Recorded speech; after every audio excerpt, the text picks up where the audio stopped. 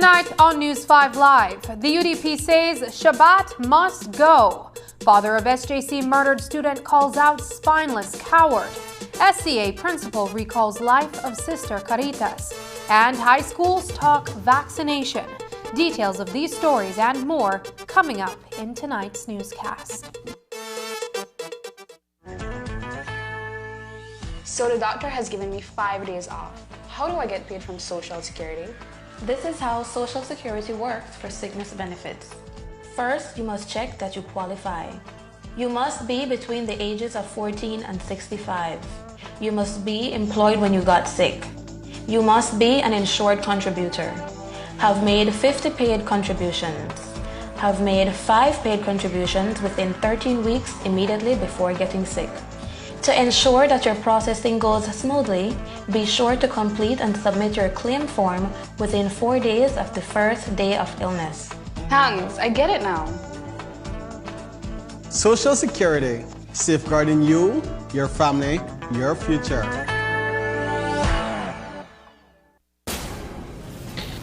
It's Freaky Friday. Every Friday in October, you can double up from $1 to $39 and triple up with $40 or more. All treats only with Smart. Have you tried the Atlantic Insurance app yet? If not, you are literally missing out. When you request a renewal on your motor insurance policy through our AIC app, you automatically get an additional 10% off. When you use our app to request a renewal of your property insurance, you get a special discount. For new customers, the savings get even bigger. Request a quotation using our app, and upon acceptance of the business, you qualify for up to 30% on motor insurance. And of course, special discount applies for property insurance. Download and use our AIC mobile app today and save. Atlantic Insurance, insuring you from life's unexpected. Have you ever wondered how to tell if someone is marriage material? Do you ever wish there was more to your marriage? Maybe you've asked yourself, how do I raise my kids the way God wants me to? Join us for our new series, Mixtape. We'll play through how God wants us to love the people in our lives one track at a time. Get ready to crank up the volume and tune in for advice God gives us in the areas that matter most.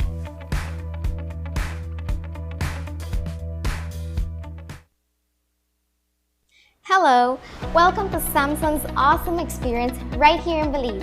Come check it out. Not sure which Samsung Galaxy A series is right for you? Touch, play, and learn about your device before you buy. Once you've purchased your device, you can now benefit from the full Samsung service experience. Your phone is covered by a 1-year local warranty. This includes manufacturer defects and software and hardware issues caused by the manufacturer. Enjoy your phone with peace of mind knowing that your Galaxy is protected. And when your warranty expires, you can still bring it to our certified Samsung Repair Center. Our technicians will diagnose and repair your device with Samsung original parts and machinery. Enjoy the Samsung experience when you shop at any of our authorized partners countrywide, including Cellular World, Digi, Odette's Home Center, Debari, Quartz, Shopigas, Gadgets, and Cellular Plus. Join the Samsung experience in Belize today. The continued fight against COVID-19 requires the continued practice of public health measures across all sectors and in every community. Frequent and proper hand washing, wearing face masks, and physical distancing. Do you know who is not physical distancing? The Aedes aegypti mosquito. Did you know that dengue is the most common mosquito-borne viral disease in the world? So let's get to work. Use window and door screens to keep mosquitoes out. Change the water in vases and scrub inside surfaces to remove mosquito eggs. Avoid using saucers with potted plants to prevent collection of water. Securely cover water barrels and drums with mosquito netting and properly fitted covers. Scrub the inside walls of water barrels and drums with detergent 1 to 2 times per week. Walk around the outside of your home and remove or overturn containers that can collect water and become breeding sites. Mosquitoes only need a small amount of water to lay their eggs. Remove unwanted cans, bottles, buckets, or used tires. Other items still in use must be properly stored in covered areas to avoid water settling in them. Clean roof gutters and air conditioner trays. Debushing and removing tall grass from around your home or establishment is also key to reducing mosquito populations. Fight the bite and protect yourself and your family too from mosquito-borne diseases.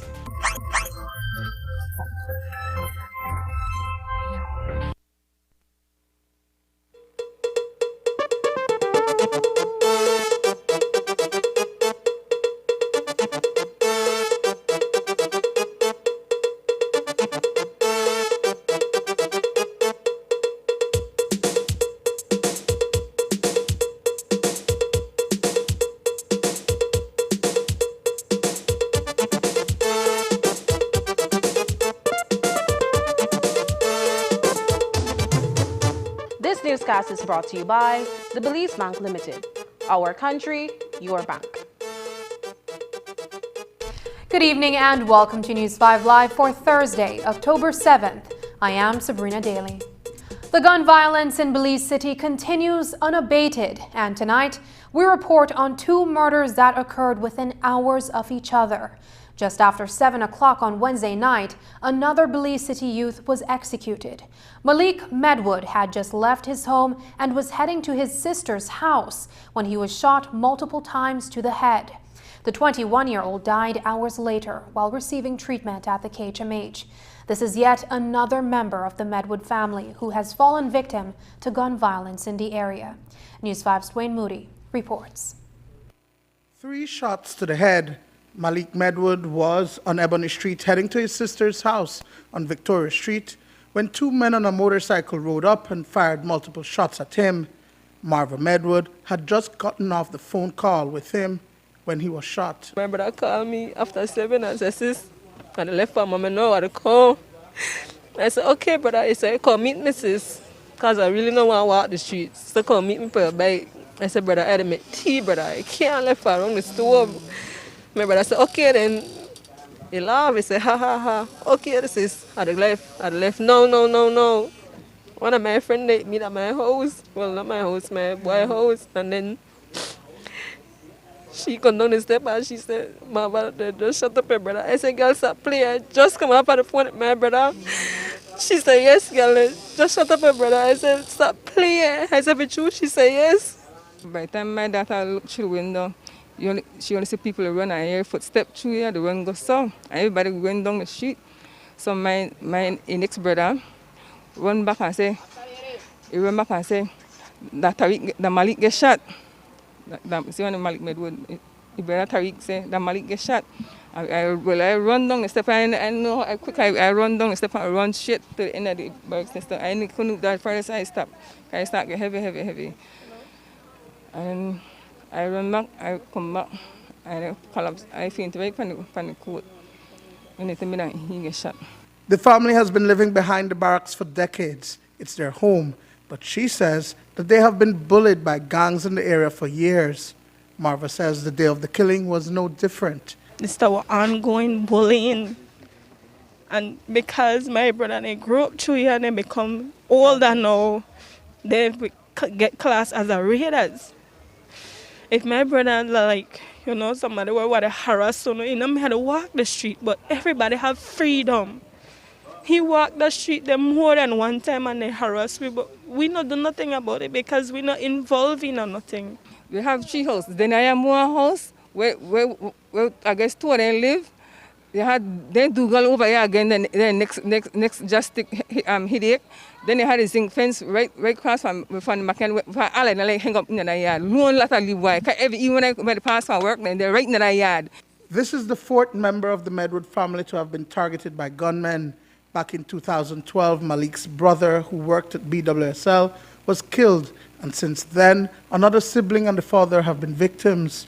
Charlene Medwood says the family is overwhelmed with grief and this needs to stop. Second one, because the first one, a young man from Waston in 2012, my son at night birthday, right in my house downstairs, they killed him. And now again, another loss. After the one from 2012, the pa get shot in and he bust out on the side. his brother get shot in the foot. Right now, he still got steel in the foot. And then The family is asking for justice. To you who shoot my brother, I hope that you never get no sleep after this, and every night you see my brother face, whatever you do, I pray God not have no mercy upon phone soul. One thing I got to say, I want to take my best friend.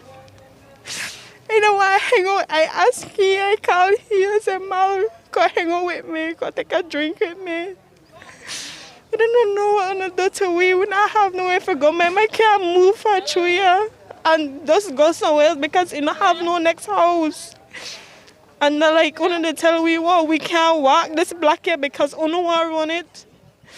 What are the Crips and the Bloods for? We didn't even know what that means. Even as the Medwood family is grieving the loss of their loved one, police have picked up 2 of the Medwood brothers. Dwayne Moody for News 5. A couple hours before the Medwood shooting on Ebony Street, a promising high school student succumbed to gunshot injuries he sustained 6 weeks ago. Casman Gill died at the Carl Huchner Memorial Hospital after 5 p.m.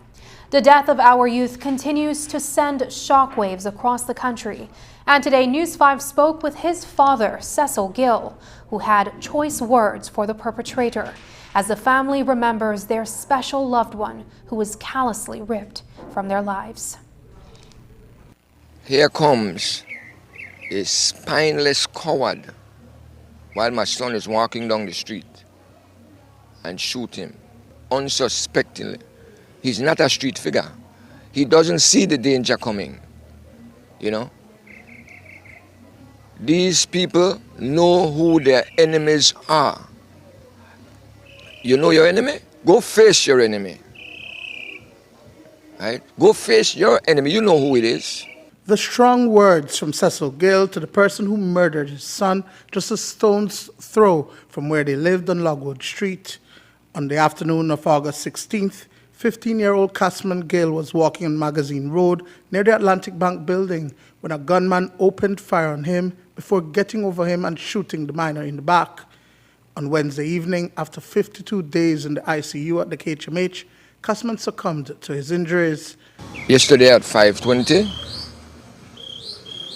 my beloved son, Casman Odinga Gill, passed away after 52 days of fighting to survive. He wanted to live. He had a dream. He had a vision for his life. He had his life charted out, what he wanted to do with himself. We know the severity of his injury. We know that the possibilities of him walking again was minimal, but chances of surviving was there. And we would have dealt with all the other stuff afterwards, right? For a minute, there was a glimmer of hope because we were able to video chat with him. For 4 days, he was conscious and he responded with nods. Yes, no, yes, no. Okay? And there was a mishap at the hospital and he reverted back into that coma state. And there was no turning back from there. He just kept deteriorating daily.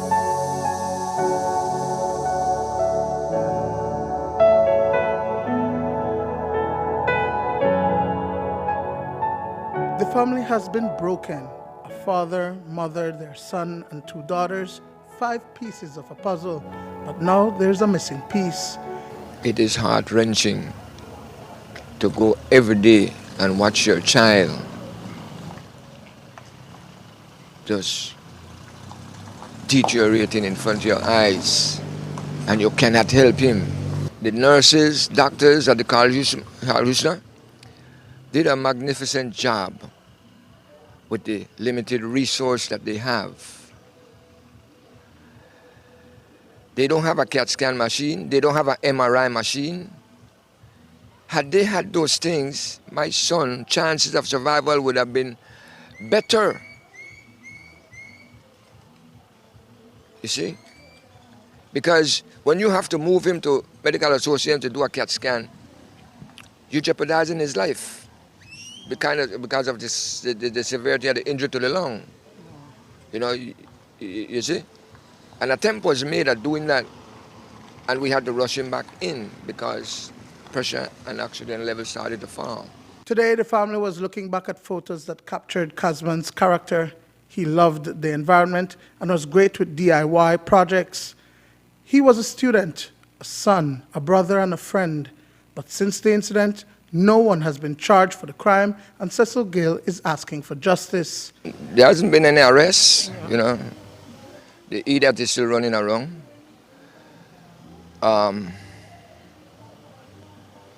According to Mr. Williams, they are bringing in the FBI to enhance the video footages of the Dwayne Gabriel situation. And we are requesting also that you do the same, enhance the video footages of my son's shooting, because there is some video footages which is of poor quality.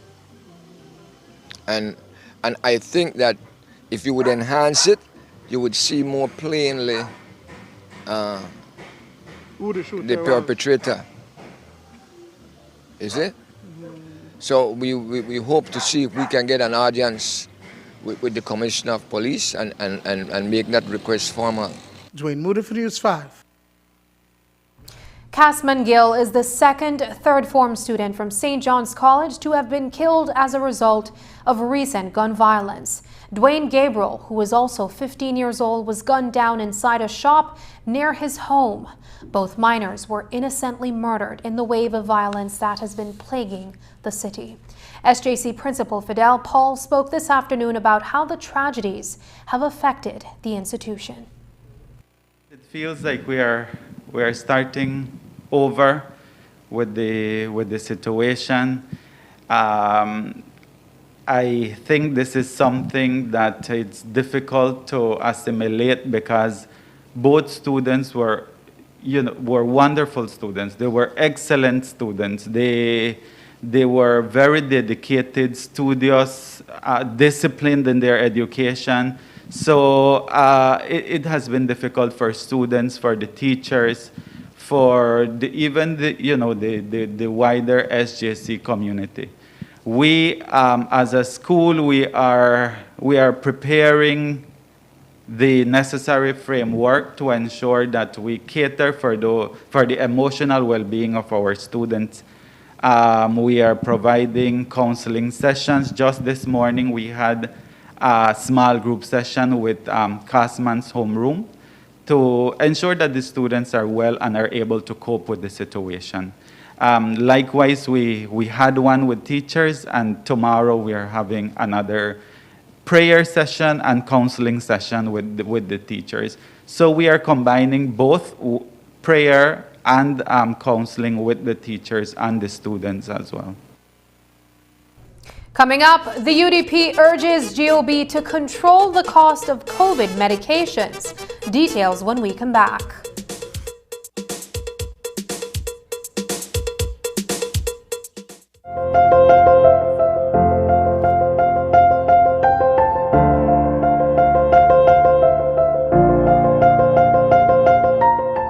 For thousands of years, people have been living harmoniously with the environment.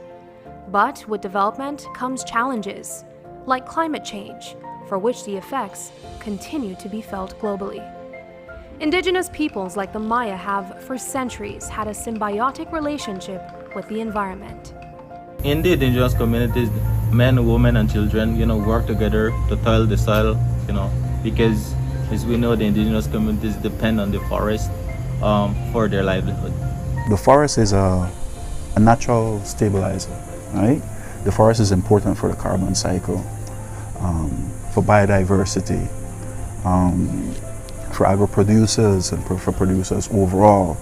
It has a level of balancing when it comes to communities that actually live within that ecosystem.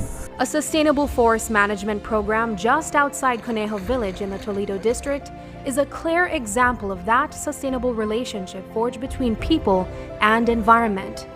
Maya from Boom Creek, Santa Teresa, and Conejo villages engage in harvesting of timber, including the heavily regulated rosewood, which falls under the Convention of International Trade in Endangered Species of Wild Fauna and Flora, while following specific guidelines set out by the Forest Department, which provides technical support. While extraction is taking place, there is a level of commitment to replant. In early 2008, the communities of Santa Teresa and Conejo, they had established a community-based sustainable forest enterprise. And in early 2017, they had made a submission to Forest Department, and they were being granted to recompartmentalize their compartments, which is a bigger units now. They have a 1 kilometer square. For Conejo, it has 20 years of forest concession, and for Quechehan, they have a 25 years license. They had been receiving several trainings in terms of the establishment of compartments, cutting ski trails, and doing stock inventory and development of maps, and also been receiving trainings in basic accounting. And now Conejo is one of the community that leads in that make very progress now, harvesting their logs sustainably. 3 generations of Maya men who go out on a weekly basis to harvest the trunks of fully matured hardwoods, which is then processed and sold. Economic opportunities generated from this community effort, which is done through partnership with government departments and non-governmental groups, do not only seek to conservation efforts, but also the preservation of cultural heritage. They hired people on a rotational basis. In terms of development of their APOs, they have guys that have done field works, and those guys that will be doing field works, and they will be collecting data, and those guys that will be the ones that doing all the field works. And they have guys that do milling as well. They have guys that do milling, and that's another section. And the other part of it is that the security, and that's the third section they have done. And the other fourth part is that they have to have elders. They have 3 elders. 3 elders of the community have been receiving stipend from the community at this time. On the last 2 years, they had fenced their school compound, and they have at that time, before COVID, they were the school children and doing the gardening. This brings into sharp focus the many benefits to keeping the integrity of the environment intact, not only because it helps with mitigation efforts in the response to the dynamism of climate change, but because it is a valuable asset. But data collected over the years has shown that the pillaging of forest products through incursions and unsustainable harvesting has threatened the integrity of Belize's forests. Intervention comes in the form of an enhanced collaboration with organizations such as the National Climate Change Office, and Red Plus Belize is expected to strengthen activities in the protection of this rich resource. We have been impacted greatly by deforestation and degradation, basically because of the types of activities that have been happening. Belize is a developing country. We are trying to build our economic resilience along with balancing our conservation activities. We have seen a lot of deforestation from urban developments, from tourism developments, along with agriculture. Agriculture includes farming for pastures, cattle rearing, along with mechanized farming, so rice productions, etc. So those are the main drivers of deforestation that we have found, in addition to natural disasters. So, we have been impacted by hurricanes. We have wildfires that we have almost every year, especially in certain areas, certain forest types. We have 3 general mandates, right? We're responsible to coordinate everything climate change related for the country. This is looking at adaptation, climate finance, loss and damage, climate change technology. We're also responsible to mainstream everything related to climate change for the country. So, and finally to coordinate. Some of them, they work hand in hand. As an office, for the most part, we see ourselves as that conduit, that go-between for not only capacity building, but for matchmaking when it comes to climate finance. As government leaders work on mitigation at the policy level, you too can do your part to minimize carbon footprint by changing your daily routines and appreciating the environment, because climate change affects everyone differently.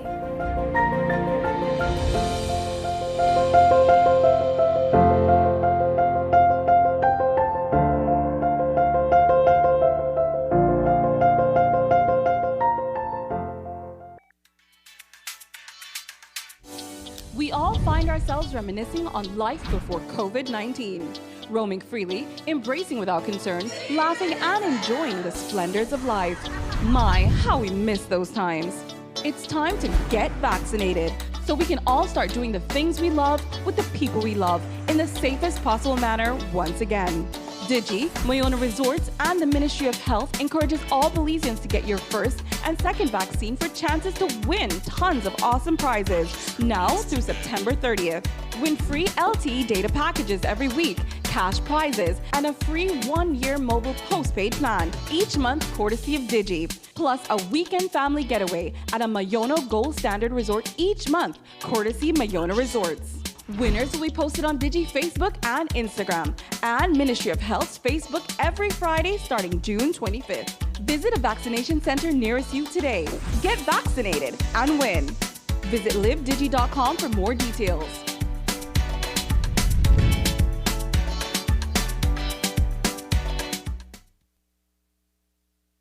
The United Democratic Party is calling for the Minister of Health, Michelle Shabat, to be removed and is criticizing the government's handling of the COVID-19 pandemic overall. At a press conference this morning at party headquarters, the party made a list of demands, including the resignation or removal of the Minister of Health and Wellness. They also slammed the Ministry of Education for allowing hybrid learning to proceed during the country's third wave of the pandemic. Speaking on that topic was Dr. Shanika Arnold, a public health doctor at the Carl Huchner Memorial Hospital. As the government considers reopening schools, they should also consider establishing a minimum standard requirement for decreasing the spread of COVID that all schools should achieve before they are allowed to resume. This government was elected to carry out a mandate and thus should take the responsibility of protecting all citizens from infection with this deadly virus, instead of putting that responsibility on boards of management of schools, teachers, and students. We were assured by the current Minister of Education that the consideration for schools to reopen would be guided by the public health officials. Are we then to assume that the public health officials advising them believe that 200 plus new cases per day is an acceptable number to reopen schools when 45 cases per day was not? The safety of our children and indirectly of the larger population should be of the utmost importance. And if the health data suggests that the continuing need for social and physical distancing, then the reopening of schools is counterintuitive to the fight against COVID-19 at this current time. Children do need to get back into school. They need social interaction and stimulation, but not at the expense of their health and well-being. The opposition also called for transparency in procuring pharmaceutical supplies, particularly for testing and treatment of COVID-19, as well as free and accessible COVID-19 testing for everyone. Dr. Elaine Gonzalez, a doctor at KHMH, spoke on this demand from the opposition. Leader of the opposition, Patrick Faber, criticized the government's decision to privatize testing, asserting it is still not affordable for the average Belizean. Presently, the testing should be free for all individual, all citizens of Belize, but it's not that way.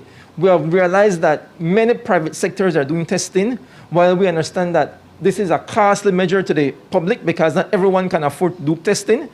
And the government should have never privatized this testing the way they did, because it causes a burden on our public people, on our public.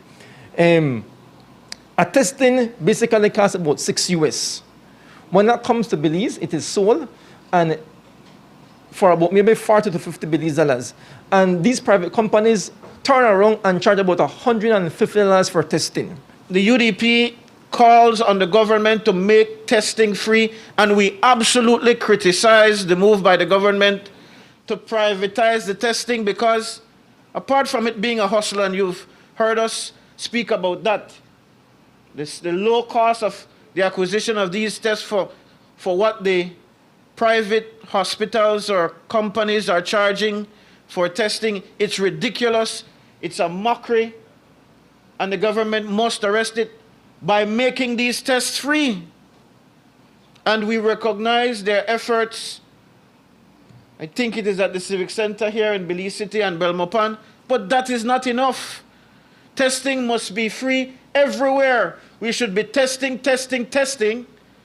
We must be identifying the cases that are out there, and we must be isolating, and we must control the community spread. There is absolute failure when it comes to addressing the community spread, and we trace that back to the fact that people are not getting tested. Former CEO of the Ministry of Health, Dr. George Goff, spoke about the need to get quality treatment for all in COVID cases in the public health care system. He said under the former administration, certain antiviral were available in country. But leading up to the November 2020 elections, the ministry did not make any further purchases. He says under the current administration, the private sector took over this, as well as the procurement of a second critical treatment known as monoclonal antibodies. He urged GOB to step in and prevent costs from spiraling out of control. The private sector started to procure it, so obviously people in the private sector saw opportunity. The government stepped back, and that's one of my criticisms. They should not have stepped back. And then with the monoclonal in the US, you saw in Florida, they were doing monoclonal treatments for free, especially when they were against the masks and everything else. We start to see now the monoclonal from the CDC got approval, and the monoclonal came to town. But we could access the monoclonal at 1/5 the cost at what they're presently selling it. So you can get a monoclonal treatment, a dose, in the US for like $600 US. While in Belize, it can reach as high as $4,000 or $5,000 Belize dollars for one.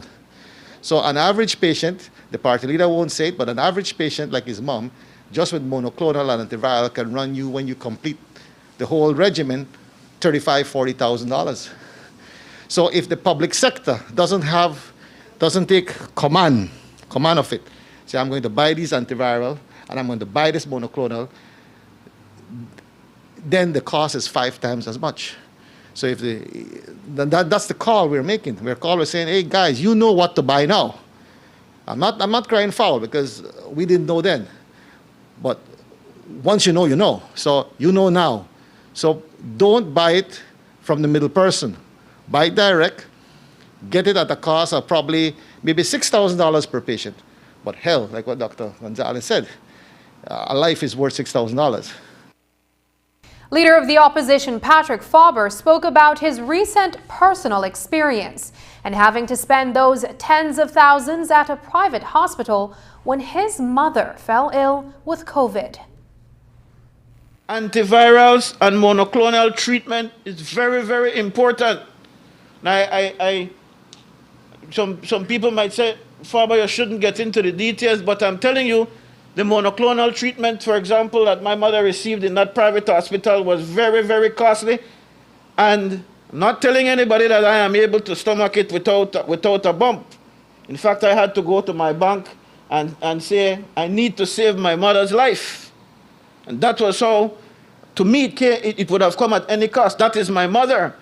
But there are people out there who do not have that kind of relationship with the bank, who do not have any means at all to purchase the medication, because I'm told from within the KHMH, if you want that monoclonal treatment or some of the antiviral treatment, they might allow you to purchase it and bring it into the hospital. That should not be the case with our patients. Those patients should be getting the very best care. How much is a life worth? On Wednesday, the Christian Workers Union, CWU, and the Port of Belize Limited, PBL, signed a new collective bargaining agreement, CBA, for the staff at PBL. This CBA immediately replaces the last agreement signed in 2002. A release from the government of Belize says it sets the stage for a mutually beneficial relationship under the leadership displayed during negotiations by both parties.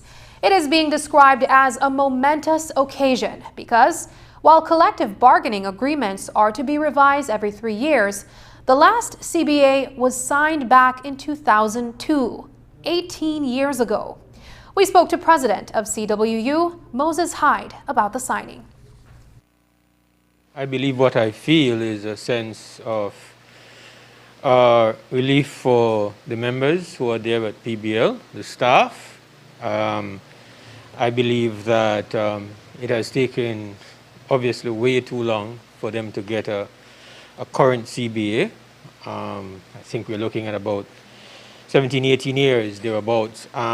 So absolutely feel relieved on behalf of the members there, and they accepted the terms of the agreement by way of a vote, and so respect to them. And I hope that they are now in a position to be the guardians of that document, that they become fully abreast of what it is, and that they are able to be vigilant with the rights that are enshrined in that agreement. Obviously, I have to express gratitude to the Labour Department and the Ministry of Labour for playing a very instrumental role in it. Obviously, they say it takes two to tango, so besides the involvement of the Ministry of Labour, both sides, the employer and the union and the reps of the employees, had to be able to, with respect, sit down and engage despite a significant degree of contention and also a very turbulent history. We also spoke to CEO at the Port of Belize, Andrew Lane, who told us that, among other things included in the agreement, are increases for staff in the years to come. Lane says reaching an agreement is a huge achievement that he is proud of. There was a number of changes that were requested, which for me made a lot of sense. And you know, it might sound overly simplistic, but sometimes the application of some pragmatism can carry you a long, long way. So there were certain things that, yeah, they may increase a little bit of cost here, a little bit of cost there, but at the end of the day, they for me were fairly logical things and things that I felt that we should anyway be doing. So, you know, those enhancements and changes were not difficult to agree to. And then, of course, you have some of your bigger ticket items, you know, your annual increases in salaries and the bonuses, and, you know, all of the stuff which relates to the majority of people's pay. Those, of course, are a little bit more sensitive. And, you know, as much as we would like to give, we have a limitation in terms of how much can we give. I mean, we must remember that our business is in receivership, and it's there for a very good reason. And we don't have stacks of cash laying around that we can dish out to people. In a landscape, in an environment where people are losing jobs, where the public service is taking a 10% pay cut, the staff here in 2021, they won't get any cuts and they won't lose any jobs. And then in the subsequent years, they will get some increases. So I think that's, you know, what we're giving here is way beyond the national average amongst other businesses and industries, right?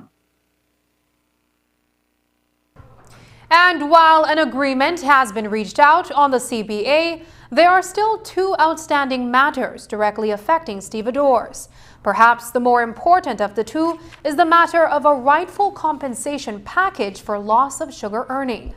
With the Labour Commissioner and the Labour Department now on board to take part in these negotiations, those discussions begin on Thursday, October 14th. Just to clarify that the Labour Department and specifically the Labour Commissioner, they're not mediating. They are facilitating and they are assisting the process.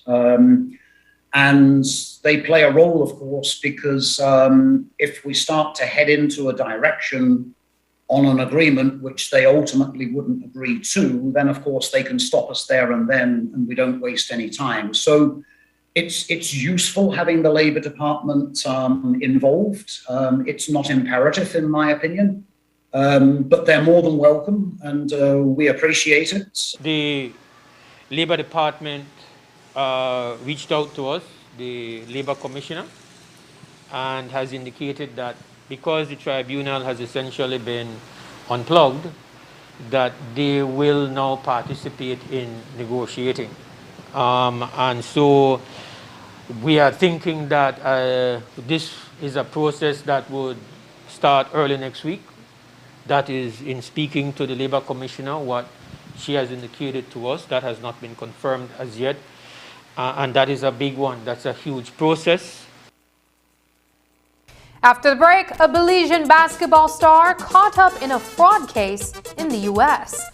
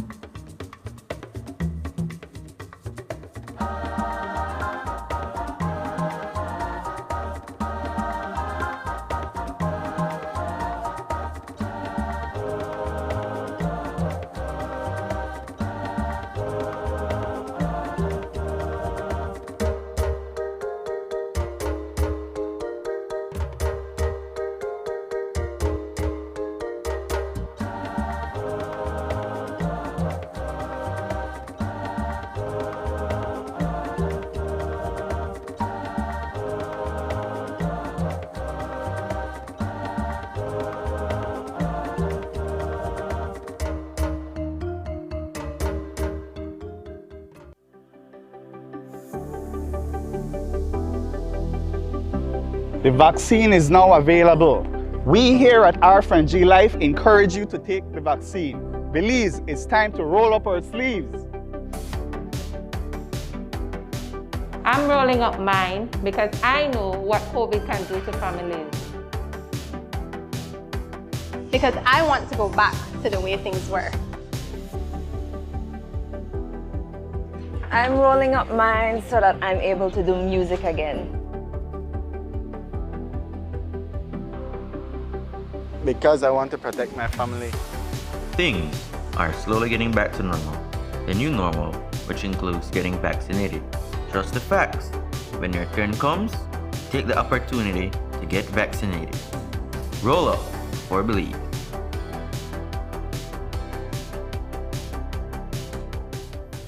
Following the COVID-19 vaccination, some people may experience side effects, such as soreness at the injection site, chills, nausea, body aches, or a fever. But these symptoms go away after a few days. These side effects are a result of your immune system responding to the vaccine and are not a sign that you are sick with COVID-19. The COVID-19 vaccines will not give you COVID. When you receive your vaccine, the health worker will advise you what to take if you are experiencing any of these side effects. Remember, these mild side effects cannot compare to you not being able to share memorable moments with your family and friends if you fall gravely ill from COVID. Vaccines bring us closer. We have been a partner with Smart for over 10 plus years. We have a full Smart plan we use as our major driver for our business.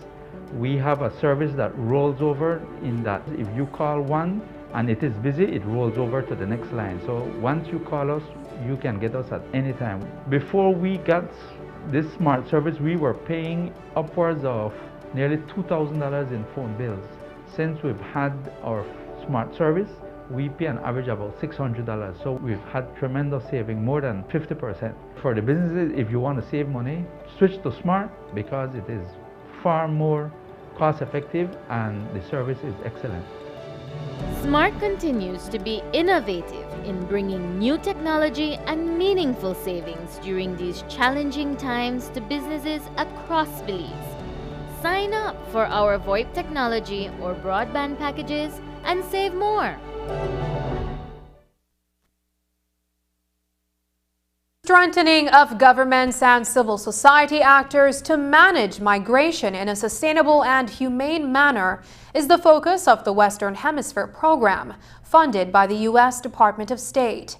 Through its Bureau of Population, Refugees and Migration, a new TIP module has been launched in partnership with the International Organization for Migration and the Ministry of Human Development, Families and Indigenous Peoples Affairs. The system, based on data collection and case management, is aimed at combating human trafficking. This afternoon, a new platform known as FamCare was introduced by Minister of Human Development, Dolores Balderramos Garcia.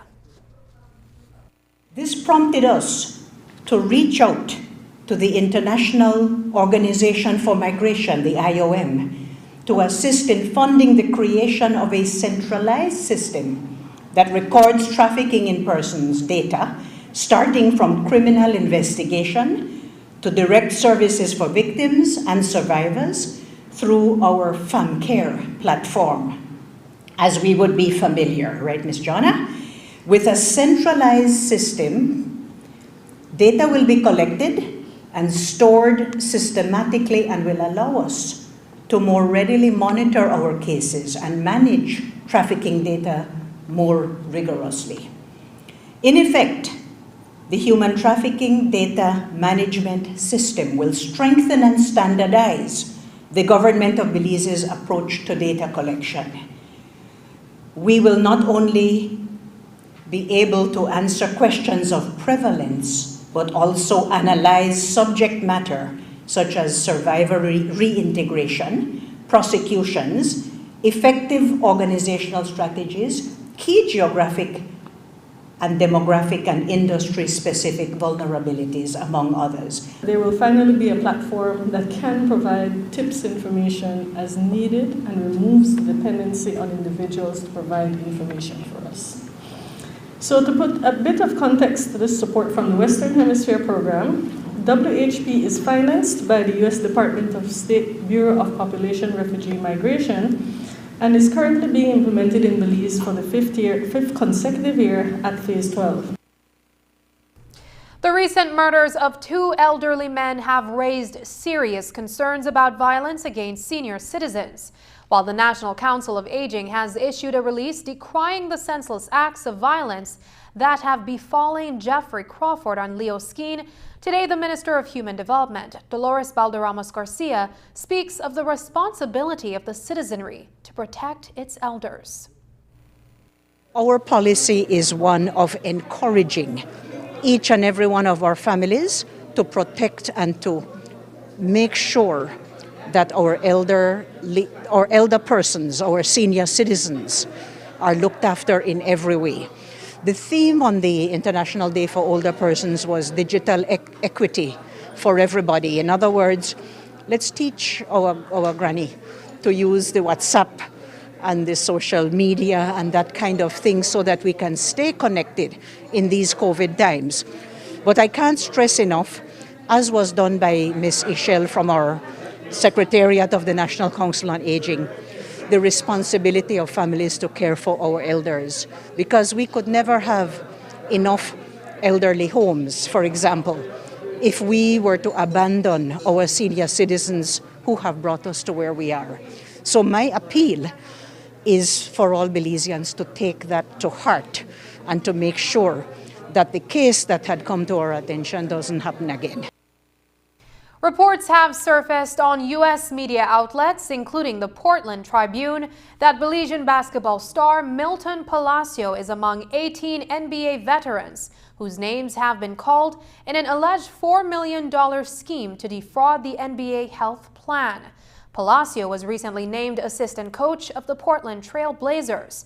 But tonight, he, along with Glenn Big Baby Davis, Anthony Allen, Shannon Brown, and Darius Miles, just to name a few, is facing the charge of conspiracy to commit healthcare and wire fraud.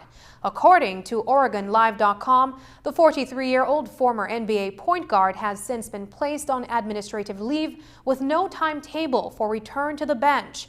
16 of the 18 men were taken into custody and appeared in the Manhattan federal court today. Officials allege that, in total, the defendants submitted $3.9 million in fake claims, and $2.5 million was paid out. As we reported on Wednesday, the government has secured a U.S. $8 million loan from the Inter-American Development Bank to upgrade the technological features of the Ministry of Finance. It's all designed to strengthen public financial management and speed up business so that Belize can start to realize a healthier economy as quickly as possible. Minister of State at the Ministry of Finance told News 5 today that the investment is geared toward quick recovery so that more emphasis can be placed on social development. Coming into government, this new administration identified a lot of weaknesses in financial management. The procurement, the means of procurement is highly decentralized across many ministries and other statutory bodies that really, in its most basic, does not permit for efficiency. There's no economies of scale, value for money. All of those things are not really accounted for. At the same time, we also have very old processes. We have financial orders and stores orders from like 1965 and 1968. Really some outdated regulations that we have in place. And with all those outdated rules, we have difficulty in terms of internal auditing. Internal audit controls really needs to be enhanced. We need to have proper process audits, all these things to ensure the efficient use of scarce government resources rather than the abuse or the squandering or the loss of those resources. So those are some of the areas that this kind of funding seeks to address. In terms of financial management, another area that was certainly quite interesting to see in terms of is cash management.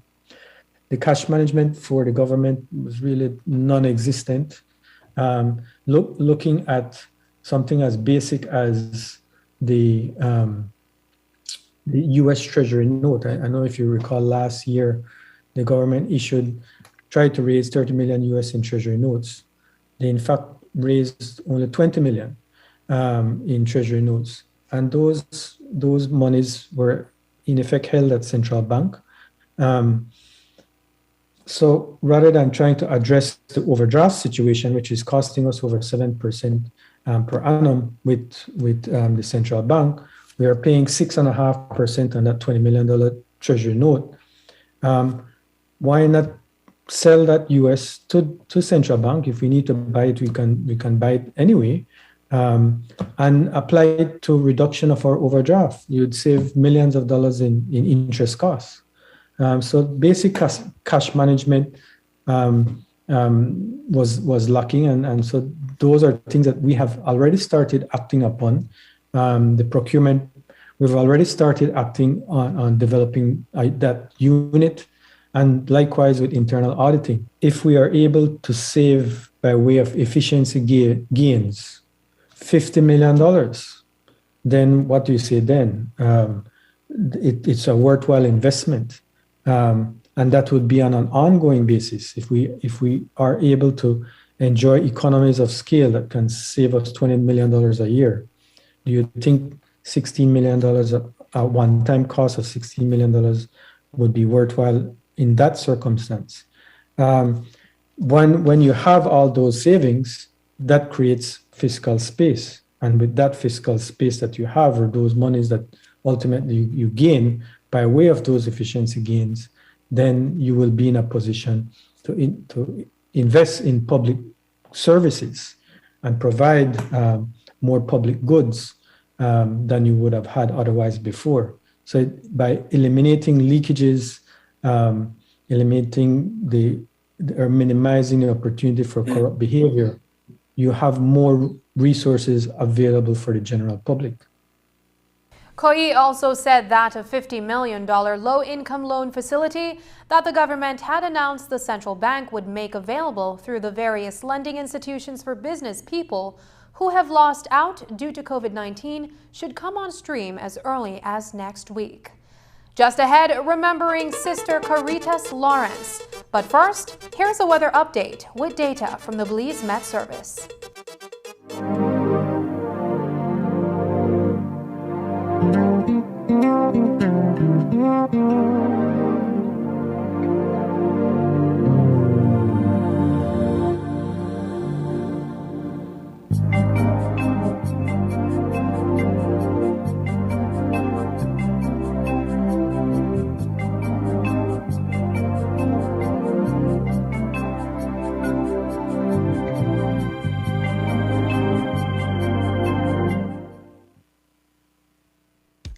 Electricity is an essential part of our daily lives. We use lights and household appliances every day. Therefore, we must ensure our homes are wired properly. At Benny's, we have certified wires with the right gauges and insulation. BEL certified meter sockets, authentic GE and Square D panel boxes and breakers, which protect the wires inside your home from being overloaded. When wiring your home, avoid imitation brands which can be very dangerous. Give yourself and your family peace of mind using genuine electrical products available at Benny's. Quality and savings. Imagine going through your entire day without the burden and risk of carrying cash on you. Belize's shift to digital wallets has begun. With eCash, we can now skip the cash when collecting money or paying for our essentials, all while using a fast, easy, and secure platform. Simply add funds to your wallet via bank transfer or at an agent, and you're good to go. You will be able to make quick, easy payments simply by scanning QR codes. And best of all, it all happens just like that. Payments are as easy as clicking a link online or scanning a QR code. Download the eCash app from the Google Play and Apple App Store today and take your first step into a cashless lifestyle. The future is here with eCash. For more information, visit www.e-cash.com or contact us via WhatsApp at 613-0257 to find out more. Es un hecho. Únicamente con Smart obtienes todo realmente ilimitado. Solo con Smart obtienes datos ilimitados en cualquier momento. Mientras que con el otro proveedor solo son datos dobles los fines de semana. Con datos ilimitados todos los días no hay necesidad de esperar, así que es un hecho que nuestros planes ilimitados superan a la competencia. Por lo tanto, no permita que le digan cómo y cuándo usar sus datos y obtenga llamadas, mensajes de texto y datos ilimitados. Vive la verdadera experiencia de planes ilimitados con Smart. Es un hecho. Haga el cambio y viva Smart.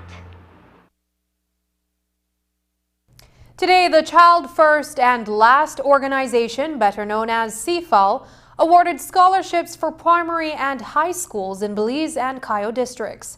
12 primary schoolers from Calvary Temple and Salvation Army primary schools were lucky recipients. 4 high school scholarships were also awarded. The scholarships were made possible through partnership with Belize Electricity Limited and donors from Belize and overseas. A brief ceremony was held this morning at the Radisson, and News 5 was there. We have been fortunate. We have people who have supported us. For example, BL is sponsoring 2 of the scholarship we're offering today. And this is done through the Ariel Rosado Foundation. Janet Don't Cry Scholarship, the one, and the Debbie Gillette Scholarship. So there'll be 4 scholarships for high school this morning. As a company, this support is directly in line with our mission, as well as our commitment to national development and providing support and caring for the communities we serve across Belize. So we actively seek opportunities across several sectors, including the education sector, and of course our support to CFAL. It's one scholarship organization that is among several that we at BEL have provided support to. It means a lot for them because it gives them an opportunity to further their education and expand their horizons in this time, this pandemic time. It's very important that we know that we're stepping in a very tangible situation and that we need to be well supported, especially financially. We have a selection process that we consider, and everybody does a vote, and then we interview the parents and the students, and then they're selected. This is a very timely donation to the children who will benefit from this. How will they be chosen? How will the children be the 8th person? The children were chosen already. We looked at their financial background. The teachers know the children very well, so they know who are the ones who will very much be benefiting from this financial assistance from CFAL. A number of non-governmental organizations, agencies that is, are up in arms over 2 causeways related to Stake Bank, Port Coral, Ocean View Grand Cruise project, which have reportedly been approved. If this is the case, they want the causeway work stopped until there can be public consultations. The organizations, which include Oceana, the Belize Audubon Society, the Mar Alliance, and the Nature Conservancy, among others, pointed to a recent media appearance by the Minister of Sustainable Development, Orlando Habet, who admitted he had not seen the environmental compliance plan for the causeways, but asserted that approval was initially granted in 2013 and then re-granted in 2019. The NGO Alliance says their 2020 request for disclosure via the Freedom of Information Act did not include any documentation on a 2019 ECP approval. To date, they say the purported 2019 ECP for the causeways has not been made public. Furthermore, none of the members of the 2019 National Environmental Appraisal Committee could recall any discussions regarding causeways. If approval was given without NEAC's input, the NGO says this would indicate a failure to comply with EIA regulations. They want the Department of Environment to issue a stop order until Cabinet has made a decision based on new environmental impact assessments and meaningful public input. The United Democratic Party also weighed in on the proposed Stake Bank Causeway project. This afternoon, the party issued a release saying under the previous administration, the only port-related project which received environmental clearance limits development to Stake Bank Key itself. They say there was never any permission given for the construction of a causeway and question allegations made by the current Minister of Sustainable Development, Orlando Habet. The 2 causeways associated with Stake Bank, Port Coral Cruise project were granted environmental clearance in 2019. The party insists that UDP cabinet at that time had taken a firm position that any potential approval of these causeways would only be considered after the revision and update of the EIA, which would include a robust round of public consultations on this specific component. They say if there exists a signed ECP of 2019 for the construction of these 2 causeways, it had neither the knowledge nor the input of the ministry responsible for the environment, that is, and would have gone against the recommendation of the Cabinet Subcommittee or Investment, the Ministry of Environment, and the clear directives of the then Cabinet. The UDP says if it exists, this document should not only be made public, but also revoked immediately, since it was executed without following due process. The Sisters of Mercy, the St. Catherine's Academy student body, and the Lawrence family are mourning the passing of former SCA principal Sister Caritas Lawrence. She passed away on Wednesday night with close relatives around her. She served as principal of SCA from 1984 to 1997. During some of those years, current principal Salome Tillett got to know her well. She told News 5 today that the name Sister Caritas is synonymous with giving. The legacy, the loss, she said, are huge. Sister Caritas came along in a long line of excellent Sisters of Mercy who led the school. And she had the fame of being the last Sister of Mercy. After Sister Caritas, the leadership of the school passed on to lay administration, myself being the second lay person. Sister Caritas hired me in 1992 when I first came to SCA as a teacher. And I will tell you, she was a force to be reckoned with. She wasn't big in stature, but her personality was huge. She was a giant. She was always that person who looked out for every student. The more unfortunate the student was, the more they were her child.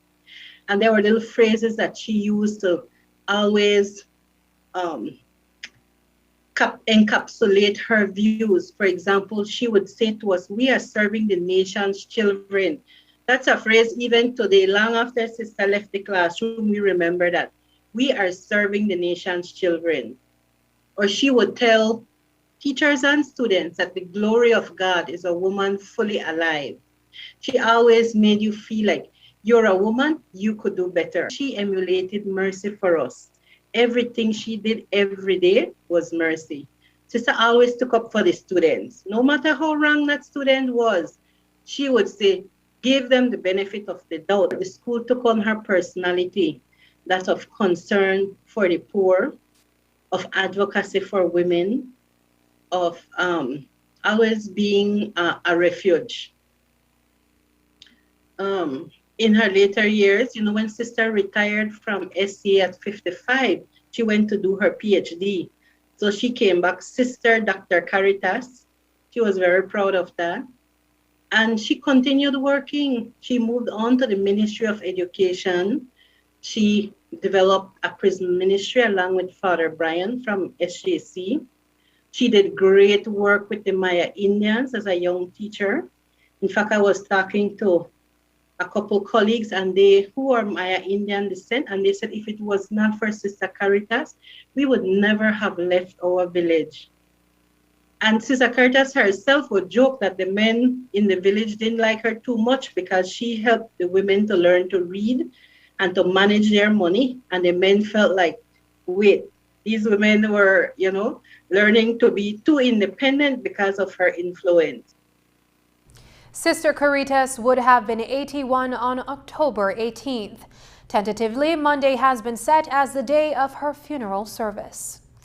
Also being mourned this week is Dennis Jones, the managing director of the Belize Enterprise for Sustainable Technology. He passed away on Monday. He was in this role since 1997 and developed and acquired funding for numerous development projects for Belize. According to BEST, these included projects funded by the European Union, UNDP, GEF, Canada Fund for Local Initiative, the World Bank, and the Inter-American Foundation. The beneficiaries of these projects are low-income groups and individuals throughout the country of Belize. Under Mr. Jones' leadership, BEST was able to expand its microcredit program, providing microloans to over 2,000 low-income individuals. Groups and communities were assisted through the provisions of grants allowing them to implement a variety of projects such as beekeeping, sheep rearing, vegetable production, and dried fruit production. His friends and colleagues say he was committed to the development of Belize and the plight of those in need. Up next, Belize City schools and vaccination rates. How hard was it to get students to take the jab? Isani Cayetano has the latest COVID chronicles when we return. At Belize Diagnostic Center, we offer FDA-approved PCR testing for COVID-19. Get your results as quickly as 1 hour. Don't risk getting exposed to COVID-19 by going elsewhere. We take appointments, or we can come to your home or office using our concierge service with no additional fees. We have 10 locations countrywide. Call or WhatsApp us at 613-TEST. That is 613-8378 to schedule your test today.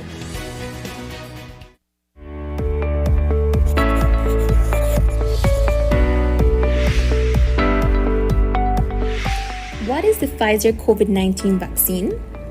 The Pfizer COVID-19 vaccine is an RNA vaccine that triggers our immune system to develop antibodies against the SARS-CoV-2 virus that causes COVID-19. It helps to reduce hospitalization, severity of the disease, and death. What is the Pfizer vaccine made of, and is it safe? The Pfizer vaccine is made up of mRNA messenger ribonucleic acid, which are molecules that carry the genetic information needed to make proteins, lipid, salts, and sugar. It is safe for persons 12 years and older and does not contain the COVID-19 virus, hence cannot cause infection. Tests have shown that the vaccine is effective against current virus variants. Who should take the Pfizer vaccine? The Pfizer vaccine should be taken by persons 12 years of age and older who do not have severe allergic reaction after a previous dose of vaccine or have not had severe allergic reaction to any ingredient of this vaccine. 2 doses of the vaccine are required 3 weeks apart. If you are between the ages of 12 and 17 years, you are required to present a signed consent form before you are vaccinated. What are the side effects of the Pfizer vaccine? Some common side effects of the Pfizer vaccine are headache, fatigue, muscle pain, fever, chills, and swelling at the injection site. If side effects persist, contact your doctor as soon as possible. Does the Pfizer COVID-19 vaccine prevent infection and transmission? No, vaccination alone does not prevent infection and transmission. We are still required to continue to wear masks properly, physically distance, wash and sanitize hands often, practice proper coughing and sneezing hygiene, and avoid crowds.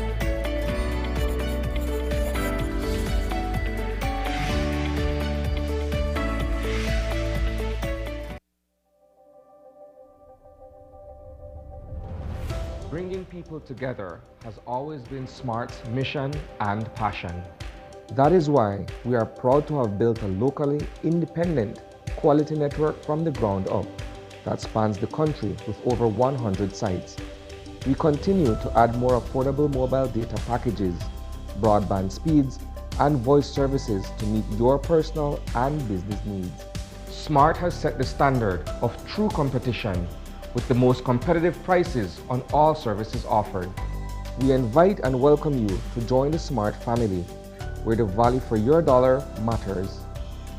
SMART will continue bringing new technologies, more affordable prices, network expansions, and people together. SMART, bringing people together. On Monday, the Ministry of Education gave the go-ahead for hybrid instructions to resume for schools that meet strict requirements under the existing COVID guidelines. Not surprisingly, many of those schools, despite having met the requirements, including vaccinations for teachers and students, have not opened their doors. In tonight's COVID Chronicles, we look at the top 3 high schools in Belize City and their state of readiness for a return to the classroom, even in a limited or shift form, as well as their reasons for remaining closed.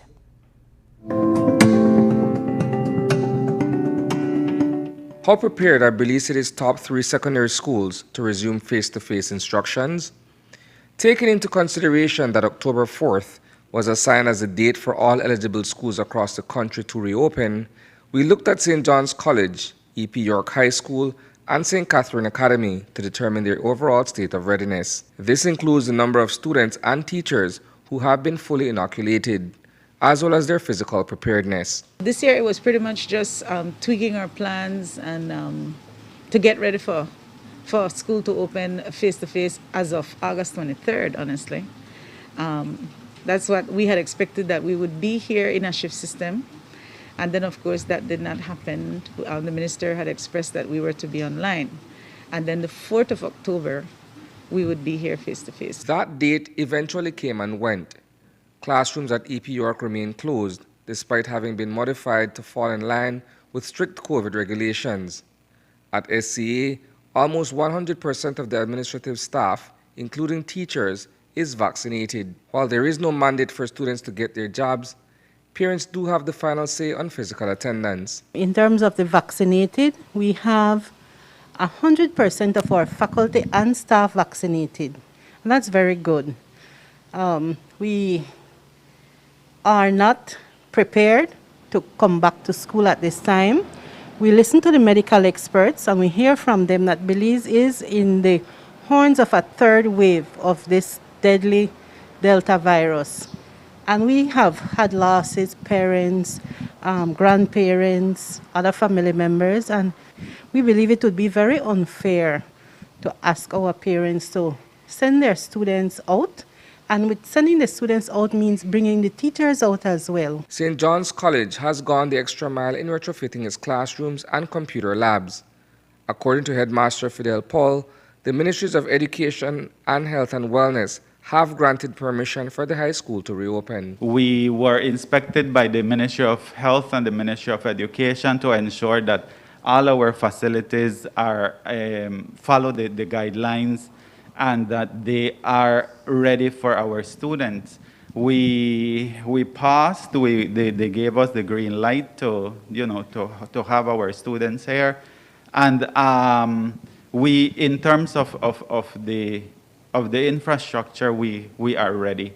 We have the classroom set, with according to the physical distance. We have the hand washing stations. We have, everything that will ensure that our students are safe while they are here at school. Notwithstanding the retrofitting of teaching spaces, as well as an uptick in vaccinated teachers and students, parents are reluctant to send their children to school amid the surge in COVID infections during this third wave. I can tell you that for the teachers, we asked them to send us proof of their vaccination status, and we can say for a fact that 100% of our faculty and staff are vaccinated.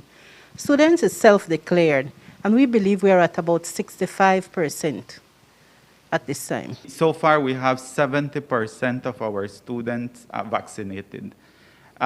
We are contacting the parents of those of the other 30%, and we are trying to get another date so that they can come to school, and another date with the Ministry of Health so that they can come to school and they can provide the vaccine to the other students. Because many of them have indicated, of the 30 who are not vaccinated, many of them have indicated that they are willing to take the vaccine now. We still have a lot of parents who, for different reasons, have not have their kids vaccinated, but right now, we are at about 52% vaccinated. When we handed in our survey, we were about 49. But this morning, I sat and I went through again, and we have gone up a little bit. In the case of EP York, the teachers were the ones who decided unanimously that the school was not ready to have students return to their classrooms. We decided as a staff that we are going to wait a little bit, and the parents have applauded that. They are supporting us 100%. And we are hoping for the day when we can be here. By contrast, News 5 tried reaching out to several other Belize City high schools, including Wesley College, but our attempts to get their vaccination numbers and classroom readiness were unsuccessful. Reporting for News 5, I am Isana Cayetano. And that's the news. Tonight's broadcast is available in both text and streaming video at channel5belize.com. You can also connect with us on our Facebook page at facebook.com/News5Live. I'm Sabrina Daly. Thanks for joining us. And from all of us here at News 5, please remember to wash your hands, keep your social distance, and stay safe. Good night.